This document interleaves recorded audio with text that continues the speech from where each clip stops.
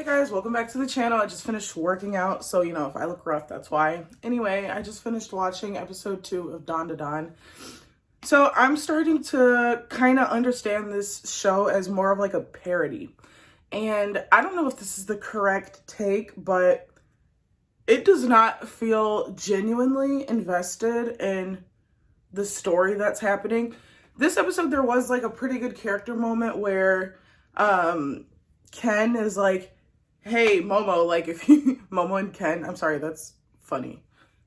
Momo and Ken.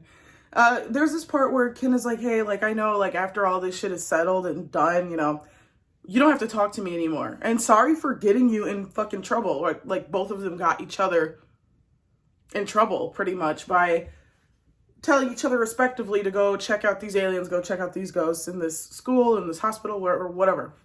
So I enjoyed that because, he took some accountability there and she took none, but she was like, hey, like, don't just assume what people are going to think. That's why you have no friends. That was a cold clock, but clock it. You know what I'm saying? Like, I like that she told them, like, bro, don't tell me what to fucking think. And that is really annoying. Like in real life, my little brother sometimes, he'll be like, Aaliyah, can you, never mind. And then I'll be like, what? And he'll be like, can you take me to the store? You're just going to say no. And I'm like, I actually wasn't going to say no, but now that you said that, now I'm pissed. So now, yeah, no, I won't take you. It's like, don't tell me what I'm thinking. Don't tell me what I'm going to do. Just let shit play out. Let shit unfold. And I get that he might be like mentally preparing himself for the worst, which is something that people do all the time. Prepare yourself for the worst so you're not disappointed or like surprised or anything. But she's like, hey, don't tell me what the fuck I'm gonna do. I'm gonna talk to you after this. We can talk about the occult, ghosts, blah, blah, blah. And like at this point, they both survived like a life or death fucking situation together. So obviously they have something to bond over. So yeah, I'm with her on that. Like have a little bit of confidence about yourself, bro. Like at the end of the day, like I guess she's one of the cool, popular kids at school and he's obviously a bullied loser. So of course those inner doubts are there, but like, I don't know. I feel, in my opinion, it almost takes more guts to tell someone, hey, like, I know we're probably not going to talk after this, but guys do that now that I think about it. Like after a bad date, a guy will say, I bet you're probably going to block my number after this. Like I've experienced it and I've been like, well, no, I wasn't. But the fact that you're saying that makes me concerned. So now I am. I thought the fight was kind of boring in the sense that I did not care about the rules. This show has like the weakest and stupidest rule system ever. And the fascination with like high schoolers being impregnated and their dicks, it's kind of weird, right? Like I am all for watching, and this will sound really fucking weird, but in an anime setting, it is more normal to watch two 15-year-olds talk about sex than watch 6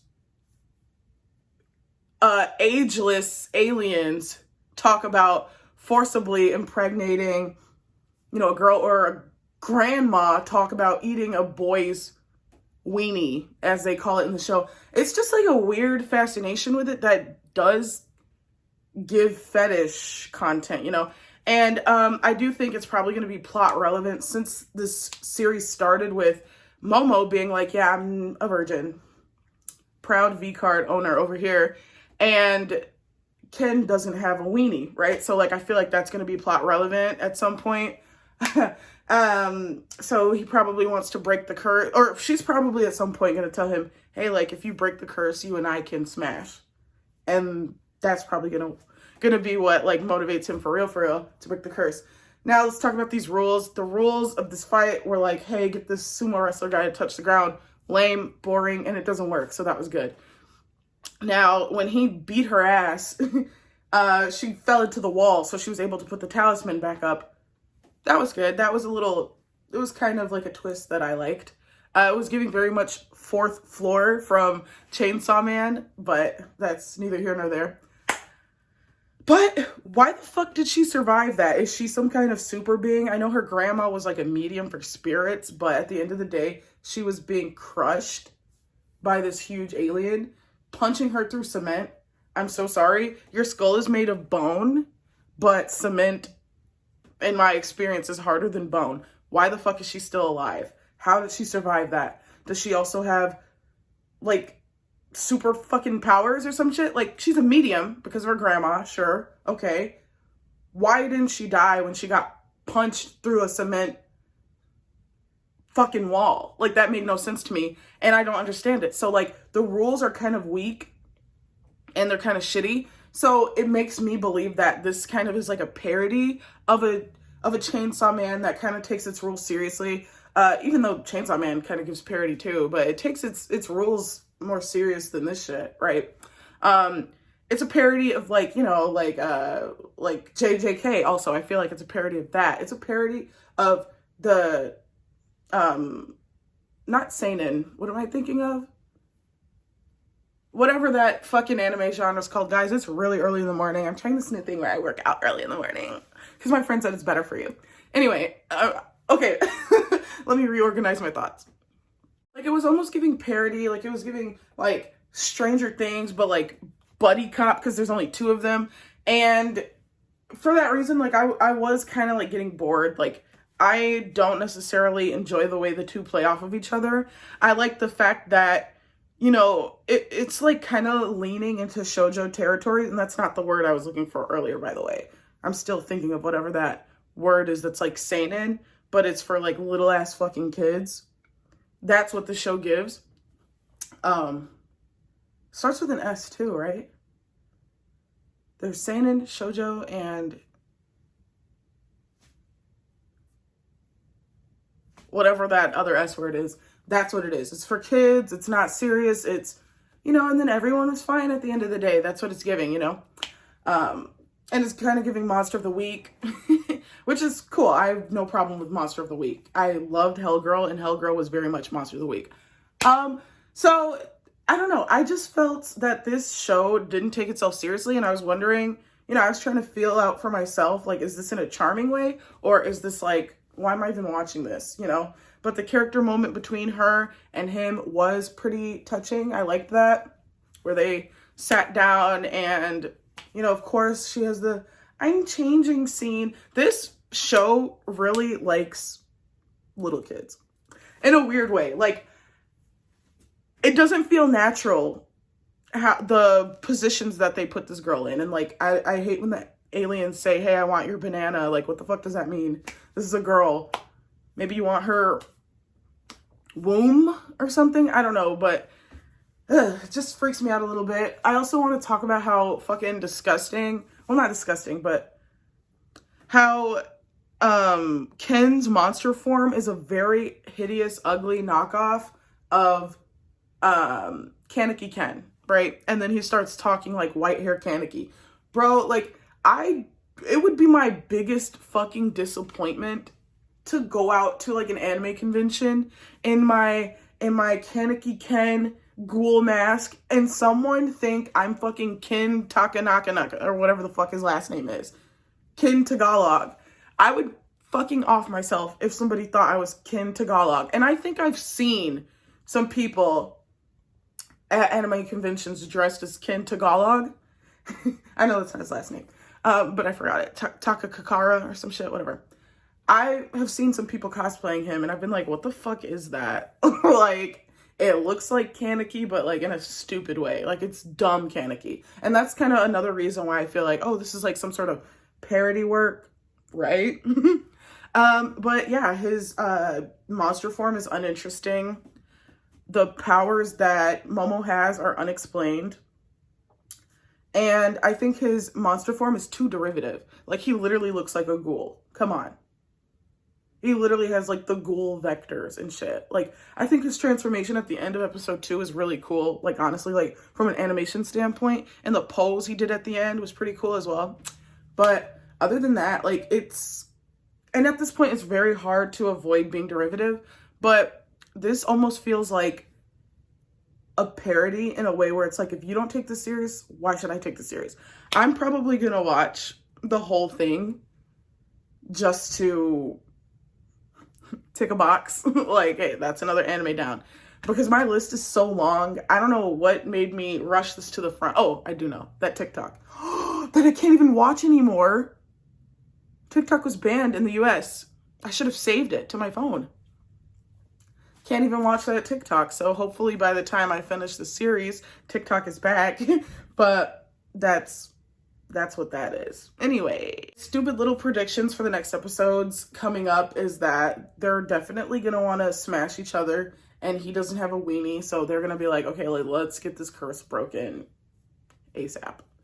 I just don't think the power system is interesting enough or developed enough, and of course, like, as time goes on, like, this is episode 2, as time goes on, it's going to be more developed. Like, my complaints of the first episode with me not giving a fuck about Ken and not being attached to the characters, that's normal, you know, but sometimes it just clicks automatically for me. Like Attack on Titan, very strong first episode, grabs you, grips you, you can't not feel for Eren, right? And first episode of Attack on Titan, you have to, that's biological or something, right?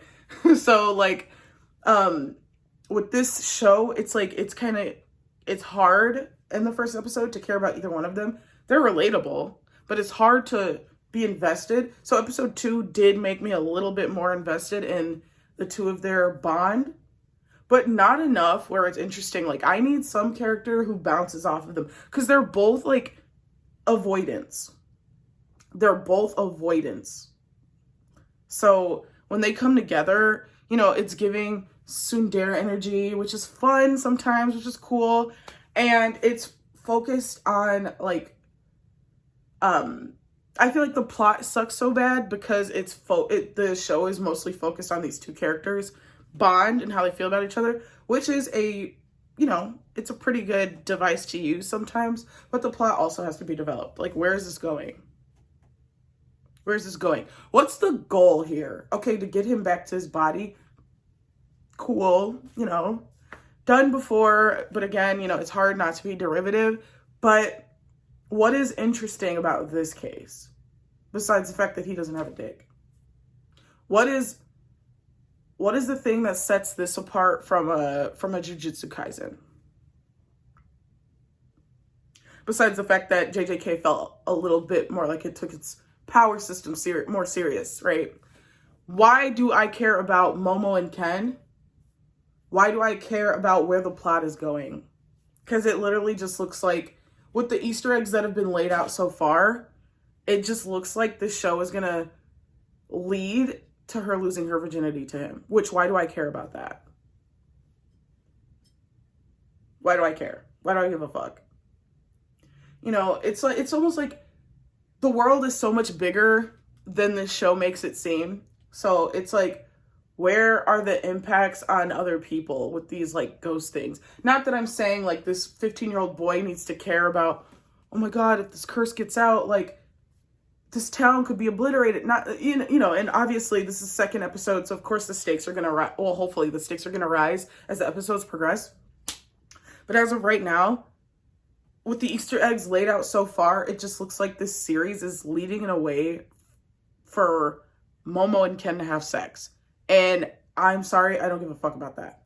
Now, there are shows, movies where the simple plot is really good and the bond between two characters drives the plot. Like, I think of that movie, A Quiet Place, the latest one, right? With Lupita Nyong'o and Eddie from Stranger Things. Two people, right? The bond between those two is what the movie like projects more than anything, and it speaks for itself. But the plot is, here's these creatures coming through killing everybody. What the fuck do we do, you know? And at the most smallest like minuscule level, what this movie is, what's driving this character, Nupita's character in A Quiet Place Part 3 or whatever, or Day 1, whatever it's called, she just wants pizza. Very simple, very on the surface, who gives a fuck, right? She just wants pizza. Who cares, right? But that movie does such a good job in what, 2 hours to make you care about this girl getting that pizza. Through a world apocalypse, you care about this character getting her pizza. And you care about the bond between this character and this character. Eddie Munson and Lupita Nyong'o. You care about them as a unit. You care about how they get separated. You care about the fact that she's about to die. And you care whether or not she gets that pizza. So what in this story, maybe episode 3 will do it for me. Something in this story has to get me to care that they want to have sex with each other. Because at this point, I don't give a fuck. I don't know why it's important, but hey, like if we're telling high school stories, like that would be like if let's say this wasn't a fetish show. If I wanted to tell like a story about, me having sex for the first time or something, I could write a show about that. How we got to that point, how it went, and how it impacted me. I could definitely write that show. I could. But I would definitely do some things to make it interesting. Do some things to make people care about my character. Why does my character, why is it important to me? Or why is it like, do you get what I'm saying? And this is if that's where the show is leading. But with the Easter eggs I have so far, that's where it looks like it's leading. Because we were focused on their genitals already. We open the series with the fact that Momo is a virgin and she's not just gonna hand that shit out, period, poo. That's my girl. But yeah, those are the only Easter eggs that we have right now. So like, that's where it feels like the show is leading. And if it's not, then they did a very bad job of setting up what the ultimate thing at the end of the show is. It's not plot driven at all. It's trying to be character driven. My problem is I don't care enough about the characters. That is my review on episode 2. I give this episode honestly, okay, that character moment was really good. The fight, I liked how it didn't stick to that stupid rule of, oh, he's sumo wrestling, his hand has to touch the ground. So I will give this episode a 6 out of 10. 6 out of 10. I mean, it is weird. It is kind of very much focused on their genitals. Like in a way that Rosario Vampire wasn't even that focused, right? And that's a straight on ecchi. That's a straight ecchi. And it wasn't even that like focused on characters' genitals. Of course we had like lots of panty shots and stuff, but it wasn't plot driven. Like, oh my God, like crotch and weenie and wombs and bananas. It wasn't like that. So this show is really weird. Like I do get what the people are talking about. I get what the buzz is about this show. It's really weird.